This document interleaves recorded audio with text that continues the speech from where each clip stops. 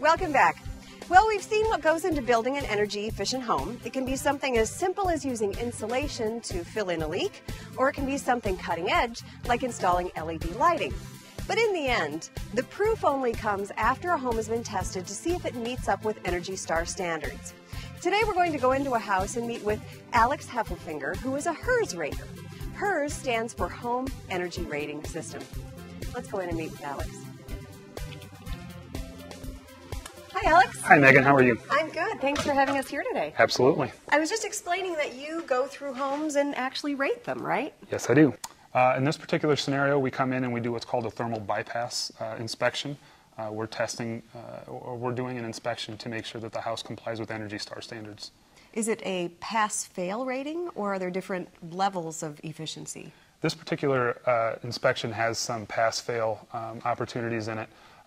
ENERGY STAR has some specific requirements about how the house is insulated, how the thermal boundaries interact, and so we need to do an inspection and make sure that all those things are being met. Okay, well, let's walk through it. When you walk into a house like this, tell us about the things you look for. The first thing I look for is just to kind of walk the thermal boundary and make sure that the walls are insulated properly, that we haven't missed any cavities, or that there aren't any voids or gaps. I look to make sure that so any of our double studs are sealed so that we're not letting any cold air into the house.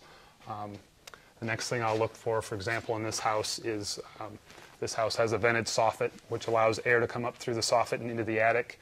I look for the plywood and the cardboard there to help protect the attic insulation to make sure that it's able to function properly. This house has a couple of other features that we would want to take a look at right over here, for example. Here we have a couple of important areas.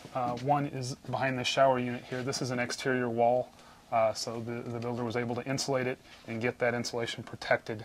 They're using drywall in this scenario for a couple of reasons. One, you don't want your shower unit cold, obviously when you're trying to take a nice warm shower. And two, we have water lines in this area that we want to really pay special attention to and make sure that that we're not having any freezing problems.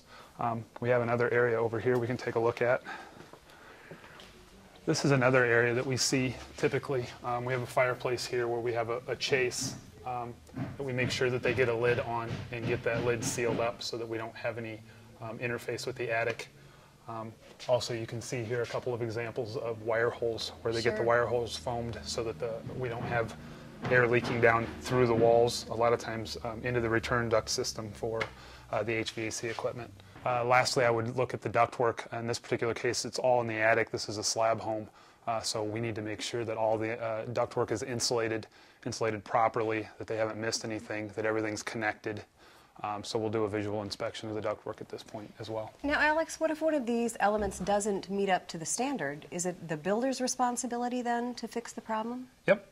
What we'll do typically if we come out here and we see an issue, then we'll call the builder. Oftentimes we'll get a hold of the subcontractor directly and just let them know what the issues are, have them take care of them, and then typically we're out the next day to do a re-inspect. So who is it that hires you and pays you to be here? The builder hires me, pays me to be here, yep, and I'm here to make sure that he's adhering to the standards of ENERGY STAR. Now, how does a homeowner know if their home has been inspected? Is there some sort of documentation that's provided? Typically, if the builder is building ENERGY STAR, he will promote that, he'll market it. If you don't see it, then there's a pretty good chance that it's not ENERGY STAR.